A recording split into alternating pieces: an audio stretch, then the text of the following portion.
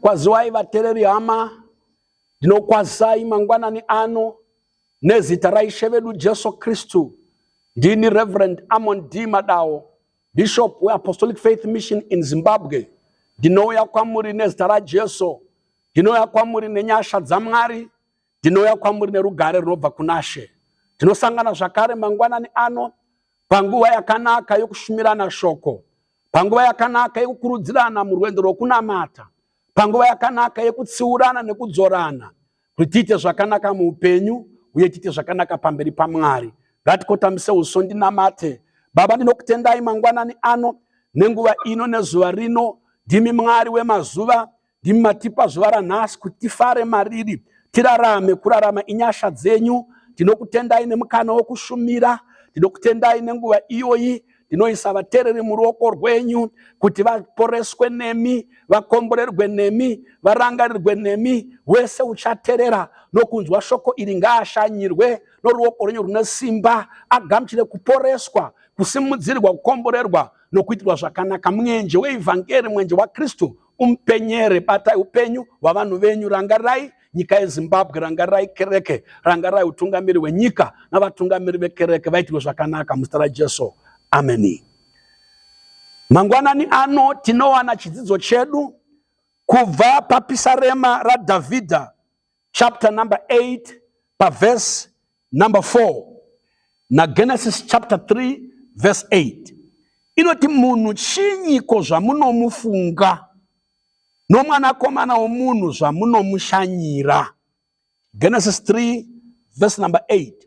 Vakanzwa inzwi raJehovha Mwari achifamba mumunda kotonhorera madekwana.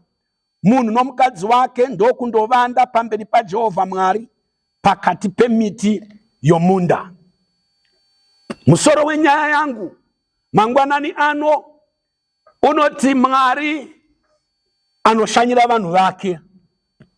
Mwari watinoparidza haarambiri kudenga kuseri kwamakore. Ndimwari unoshanyira vanhu. Mwari watinoparidza newatinonamata nekushumira haarambiri mubhuku nemumapeji eBhaibheri. Unobuda mumapeji eBhaibheri obata upenyu hwavana vavanhu achivashanyira. Ndinoda kutaura nenyaya yezvaMwari anoshanyira vanhu. Regai nditsanangure ndichitini, pane kushanya kwaMwari kwatinoverenga muBhaibheri kuri negative, kana kuti kushanya kusina kumira zvakanaka, nekushanya kwakanaka. Kana vanhu vachita misikanzwa yokumukira Mwari, misikanzwa yokufuratira Mwari, misikanzwa yokutuka Mwari nekuita zvinyangadzo, unovashanyira nehasha, unovashanyira neshamu, unovashanyira nokurova.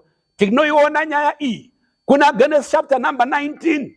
Vanhu veSodoma neGomora, Bhaibheri shoko raMwari rinoti zvivi zvavo zvavaita zvakasimuka zvikanochema pamberi paMwari.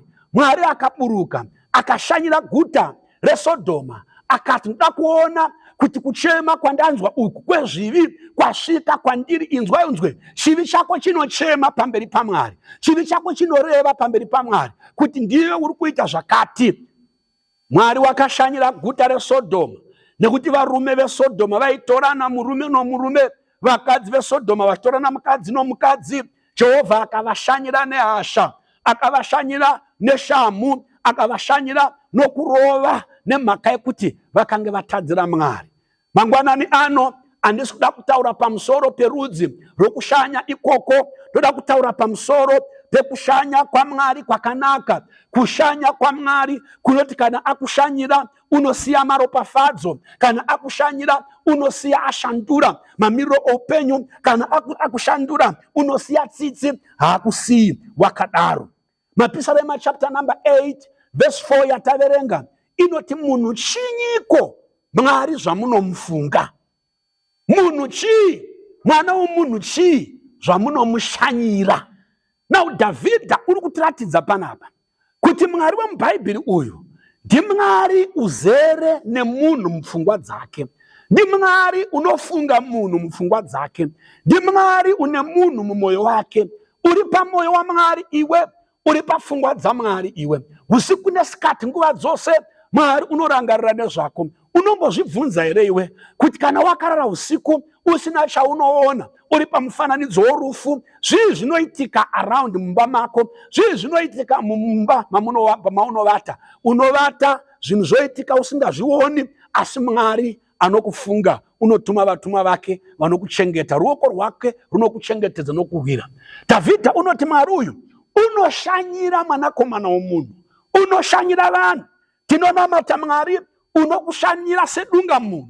Mwari uyu unokushanyira aise rudzi. Mwari uyu unokushanyira aise mhuri. Mwari uyu unogona kushanyira vanhu senyika. Mwari ngaashanyire nyika yeZimbabwe. Mwari ngaashanyire mhuri yokwako. Mwari ngaashanyire mhuri yedu nenyasha. Ashanyire makereke nenyasha. Ngaashanyire majaya nemhandara. Avape nyasha, avape ruponeso, avape dzikinuro. Tsika iyoyi inonzi Mwari unoshanyira munhu inobuda muna Genesis chapter number 3. Patinoona muOld Testament inozoti Mwari waiti kotonhorera, waiburuka achiuya mugarden reEden kuzoyanana naAdamu naEve, kuzoshanyira Adamu naEve, achikurukura navo nyaya. Ini ndofunga kuti waivadzidzisa mararamiro, waivadzidzisa pfungwa dzake nomwoyo wake. Mwari haashanyi, achishanyira pasina. Pese pashanya Mwari pane chakanaka chinoitika. Pese pashanya Mwari pane shanduko inoitika. Pese pashanya Mwari pane mufaro unoitika.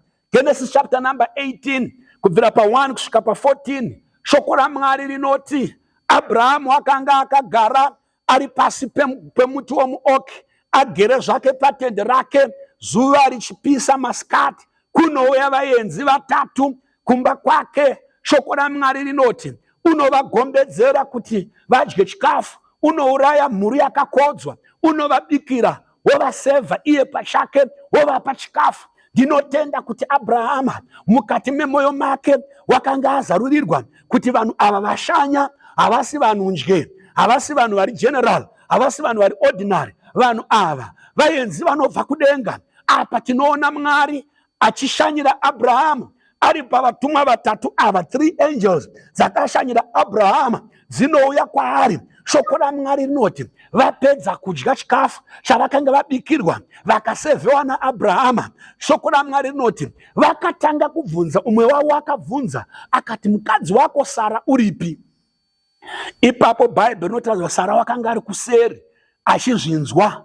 Zvikanzi gore rinouya panguva iyi, Sara mudzimai wako uchava nomwana. Pagore rinouya panguva iyi, Sara uchava nomwana. Bhaibheri, shoko raMwari rinoti Sara pamwoyo pake wakaseka Mwari kunge hazvimbovi zvakaitika. Asi ukaverenga Genesis 21 verse number 1 inoti zvino Jehovha wakashanyira Sara sezvaakataura. Jehovha akaitira Sara sezvaakanga amuudza. Jehovha akashanyira Abrahamu. Abrahamu akamufidha chikafu ari muvatumwa ava vatatu, ndobva apiwa chipikirwa chekuti Sara gore rinouya nenguva iyoyo uchava nemwana. Mwari akashanyira Sara. Mwari akashanyira ngomwa inobereka. Mwari akashanyira munhu asina chinhu unova nechinhu. Akashanyira munhu unonzi habati mari unobata mari. Akashanyira munhu unonzi habudiriri unobudirira. Jehovha Mwari ngaakushanyire musituation yako yauri iyoyo. Kana akushanyira asi zviro zvakadaro, kana akushanyira unopukuta misodzi yako, kana akushanyira unokunyaradza, kana akushanyira unokuropafadza. Jehovha ngaashanyire mhuri yokwenyu iyoyo izere nhamo namatambudziko, kumukirana nokurwisana. Kana Jehovha akaishanyira mhuri yokwenyu inova norugare norunyararo, mhuri yekwenyu yevanofa gore negore, Jehovha ngaaishanyire rufu rumire rurege kuitika mumhuri yokwenyu. Urwere hwakushungurudza kwemakore mazhinji ndinokumbira iko zvino muchipatara mauri, ndinokumbira iko zvino mumba mako mauvete panhoo dzokurwara. Jehovha ngaakushanyire. Jehovha ngaakushanyire akuporese. Jehovha ngaakushanyire akumutse. Kana bhizinesi rako rakadonha, Jehovha ngaarishanyire arimutse. Kana musika wako usiri kufamba, Jehovha ngaakushanyire amutse musika wako. Genesis chapter number 50, shoko raMwari rinotitaurira paverse 24 na 25. Joseph akunofa unounganidza vakoma vake, unoti Jehovha uchakushanyirai agokubuditsai munyika ino yeIjipita. Mwari wokudenga ndiMwari une nyasha. Makore akati afamba, Josefa afa. Bhuku inoti kuna Exodus chapter number 1, kwakamuka umwe Faro wakanga asingazivi Josefa, akatanga kushungurudza vana vaIsraeri, akavaita nhapwa, akatanga kuvashandisa kuti vagadzire zvidhina, akatanga kuvashandisa kutema huni, akatanga kuvashandisa kuti vateke mvura vachishanda muminda yavaIjipita. Asi Josefa akanga avimbisa, akati Jehovha uchakushanyirai, kana akushanyirai uchakubuditsai muIjipita. Makore akafamba, zvikanzi naFaro vana vese vakomana ngavamonywe mitsipa. Mukadzi anozvara mwana wechikomana kana ari muHebheru, mwana wake ngaamonywe mutsipa, akandwe muRiver Nile, adyiwe namakarwe. Asi vana vaIsraeri vachishungurudzika zvakadaro, vaiziva kuti tina Mwari wakati uchatishanyira. Josefa wakaprofita akati, surely the Lord will visit you and he will come out of Egypt. Makore afamba, pana Exodus chapter number 2, mavhesi okupedzisira, shoko raMwari rinoti Mwari wakanzwa kuchema kwavana vaIsraeri, akaona kutambudzika kwavo, akaona kushungurudzwa kwavo, akarangarira sungano yaakanga akaita naAbrahama. Ndobva arangarira shoko zvakare rakataurwa naJosefa rekuti Jehovha uchakushanyirai, muchabuda muIjipita. Rega ndikutaurire, Jehovha akushanyira, haurambiri muIjipita. Moses akatumwa naMwari akanovabuditsa muuranda, akanovabuditsa muunhapwa, akanovabuditsa mukutambudzika. Mwari uchakushanyira. Mwari ngaakushanyire unobuda pauri ipapo. Jehovha ngaakushanyire panonzi hapabudiki unopabuda. Jehovha ngaakushanyire paunonzi hauyambuki unopayambuka. Jehovha ngaakushanyire paunonzi hausimuke unosimuka. Jehovha ngaakushanyire panonzi hausviki kuno uchasvika kuno. Kana Mwari akushanyira unobuda mukurwadziwa kwako. Kana Jehovha akushanyira unokupukuta misodzi yako. Kana Jehovha akushanyira unobuda panhamo napakutambudzika. Jehovha ngaakushanyirei vana baba, Jehovha ngaashanyire vana mai. Vana vedu vatambudzika nemutoriro, vana vedu vatambudzika nekambwa, vana vedu vatambudzika nembanje nedoro, vana vedu vatambudzwa nemanjuzu. Ngaashanyire vanasikana vedu Mwari vaburutswe mumadhimoni enjuzu izvozvi. Ngaashanyire vanakomana vedu vave varanda vemadrugs, vabude mumadrugs. Ngaashanyire vana vedu vabude mumbavha, mumajeri avakaiswa naSatani namadhimoni ake. Mwari wedu unoshanyira munhu. Dhavhidha wabvunza mubvunzo, munhu chiko zvamunomufunga, uye mwana wokomana womunhu chi zvamunomushanyira? Mwari unoshanya vana baba nana mai. Mwari wokudenga unoshanya. Jehovha ngaakushanyirei vana baba nana mai. Jehovha ngaakushanyirei varume navakadzi. Jehovha ngaashanyire nyika yeZimbabwe isimuke. Jehovha ngaashanyire nyika yekwedu ibudirire. Jehovha ngaashanyire nyika yekwedu ive namaguta, ive nefuma. Ndinonamata kuna Mwari unoshanya. May the Lord visit our nation. May the Lord visit Zimbabwe. Aitire vanhu veZimbabwe zvakanaka. Kuna Rute chapter number 1 verse number 6, kune nyaya yemurume unonzi Elimeleki. Bhaibheri rinotiro pamakore iwayo pakaita nzara zhinji, nzara yakawandisa, nzara yakapedza vanhu. Elimeleki ndobva abuda nemudzimai wake Naomi nemwanakomana wake Maloni naKilioni vakaenda kunyika yaMoabhu, nekuti kwaive nemaguta. Vanhu avaigara munyika yeBhethlehema. Bhethlehema zvinoreva imba yechingwa, the house of bread. Rega ndikutaurirei, munyika yatinorarama zvinhu zvinoshanduka. Kana tagere panyika ino, tigere munyika yakatukwa pakatadza Adama, tigere munyika yakaiswa maoko erima pakatadza Adama. Asi Mwari wedu unopota achishanyira vanhu. Munyika mune matambudziko, mune miedzo, mune zvinorwadza, mune zvinoshungurudza zvinowira vana vavanhu.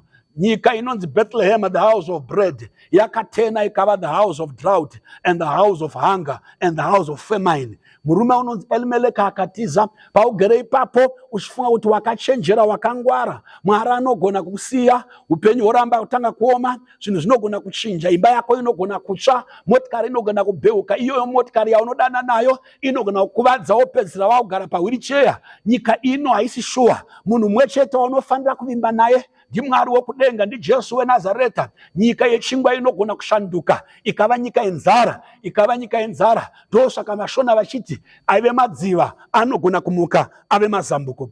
Asi Bible pa verse number 6 ya Ruth chapter number 1 inoti iyo, ipapo Naomi murume wake afa, mwana wake Kilioni afa, mwanakomana Maloni afa, wasara na Opa na Ruth varoora vake yava imba kana kuti club kana boarding yeshirikadzi nhatu. Shoko raMwari roti ipapo wakasimuka kuMoabhu navakadzi vavana vake achida kubva kunyika yaMoabhu, nekuti wakanga anzwa achiri panyika yaMoabhu kunzi Jehovha washanyira vanhu vake akavapa zvokudya. Jehovha washanyira Bheterehema akaipa zvokudya. Vana baba nana mai, Jehovha unoshanya kunyika isina chingwa yogova nechingwa. Jehovha unoshanyira nyika isinganayi yotanga kunaya mvura. Unogona kunayira nyika isina matsime emvura, ine matsime akapwa, matsime iwayo obuditsa mvura. Kana Jehovha ashanya, drought inopera. Kana Jehovha ashanya, kushayiwa kunopera. Kana Jehovha ashanya pasina chingwa panova nechingwa, pasina maguta panova nemaguta. Mwari ngaakushanyire, Mwari ngaakushanyire akupe zvokudya, ngaakushanyire akupe school fees kunyangwe uri nherera. Jehovha ngaakushanyire akupe zvokudya kunyangwe uri shirikadzi, usina anomira newe, usina anokuchengeta, usina anokuriritira, usina anhanya newe. Jehovha ngaakushanyire. Pana Luke chapter number 1 pa verse ya 68 tine nyaya yekuzvarwa kwejaya rinonzi Johane Mubhabhatidzi. Shoko raMwari rinotitaurira kuti baba vake Johane paakazvarwa vakapiwa nguva naMwari yekuti vambovharika vatadze kutaura nekuda kuti vakanga vasina kutenda zvakanga zvataurwa naMwari. Muromo wake ndobva wavharwa. Luke chapter 1 verse 68 inoti, Ishe Mwari wavaIsraeri ngaakudzwe, nekuti wakashanyira vanhu vake nokuvadzikinura. Wakashanyira vanhu vake nokuvadzikinura. Kuzvarwa kwaJohn Mubhabhatidzi kwaive kushanya kwaMwari. Kuzvarwa kwaJohn Mubhabhatidzi kwaizochinja history yaIsraeri. Kuzvarwa kwaJohn Mubhabhatidzi ndiye waizointrodusa Jesu, nzira nezvokwadi noupenyu. Ndiye waizointrodusa Jesu, chingwa choupenyu. Ndiye waizointrodusa Jesu, mufudzi wakanaka unorasira makwai ake upenyu hwake.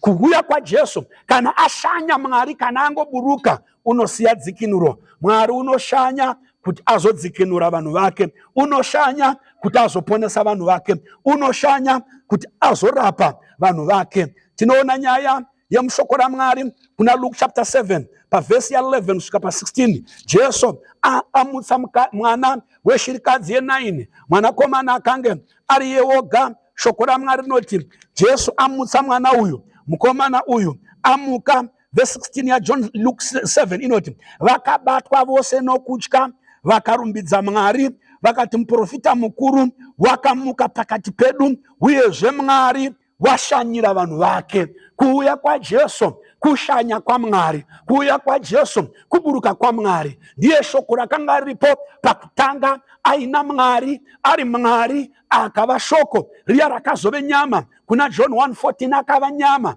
paakazvarwa naMaria, achiuya kuzotsvaka kudzikinura upenyu hwako nomweya wako, achiuya kuzotsvaka kunatsa mweya wako noupenyu hwako, achiuya kuzotsvaka kukuyananisa nokukudzosera kuna Mwari. Jehovha Mwari ngaakushanyire kuburikidza naJesu. Pauri ipapo, may God visit you where you are. Hazvina basa kuti vanhu vakakusiya ipapo, vakakuseka, vakakuzvidza, vakakushora, vakakuramba. Pauri ipapo, kunyange paine madhaka, ngaakushanyire Jehovha. Pauri ipapo, kunyange uri murima, ngaakushanyire. Jesu ndiye chiedza. Pauri ipapo, kana usina wainaye, Jesu isha Mwari inomira navanhu vayo. Kana akushanyira, unoshandira upenyu hwako. Kana akushanyira, unobvisa ungomwa nokusabereka. Kana akushanyira, unobvisa marwadzo. Kana akushanyira, unobvisa urombo, unobvisa urwere, unobvisa nhamo. Pamusoro pezvose, kana akakushanyira, unokuponesa, wova mwana waMwari. Gamuchira Jesu, upe upenyu hwako kuna Kristu.